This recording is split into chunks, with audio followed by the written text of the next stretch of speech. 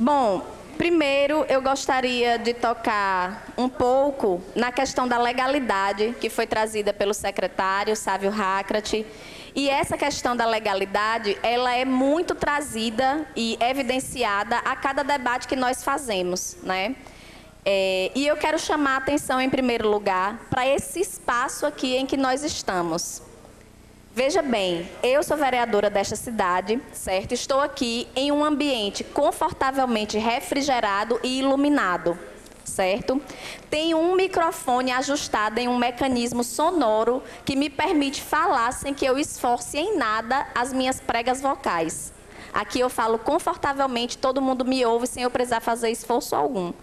Certo? Desde o momento que eu sentei aqui, que faz aproximadamente meia hora, veio Moroca aqui me serviu um copo d'água gelado, né? Exatamente como deve ser. E daqui a uns 15 minutos, certamente, seu Marcos vai vir aqui para me servir um cafezinho.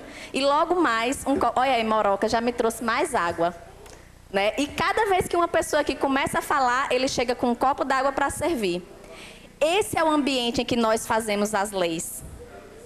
O ambiente em que as leis são produzidas no nosso país, secretário, é um ambiente absolutamente distinto do ambiente da limpeza urbana da cidade.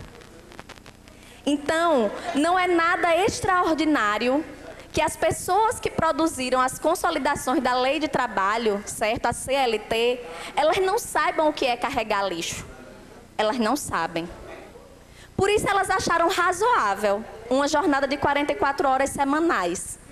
E ainda tem mais. Além de ter todo esse ambiente aqui favorável para a construção das leis, em geral, as pessoas que conseguem ascender a esse cargo, que hoje nós ocupamos aqui, esses cargos, e quanto mais alto, mais essa pessoa tem uma condição de vida mais favorável, tem mais dinheiro, falando objetivamente, e uma formação melhor, certo? E quanto mais a pessoa tem mais dinheiro e mais formação, mais distante ela está da realidade do trabalhador.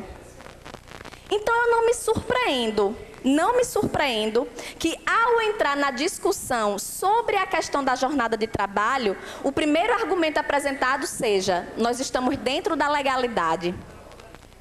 Ok, não estou questionando, de fato, estamos dentro da legalidade, porque o que está apresentado aqui é uma disputa, um conflito entre os trabalhadores que estão dizendo: nós não suportamos essa jornada, e os burocratas que estão dentro dos gabinetes ou nos parlamentos elaborando as leis sem nunca terem executado o serviço que os trabalhadores estão dizendo que, dentro de determinada jornada, é insuportável.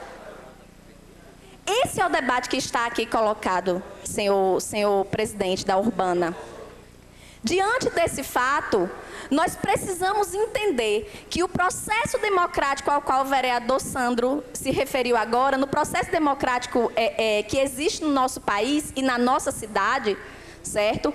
Este processo democrático, ele prevê necessariamente um contrapeso, um contrafluxo, uma contracorrente que se faça ouvir, que se faça sentir de alguma forma pelo parlamento, de alguma forma pelo executivo e pelos burocratas que elaboram as leis e fazem as leis serem executadas. Essa força, senhor secretário, são os próprios trabalhadores quando se organizam nas suas greves, quando se organizam nos seus piquetes, quando se organizam nas suas movimentações, sejam elas quais forem. Certo?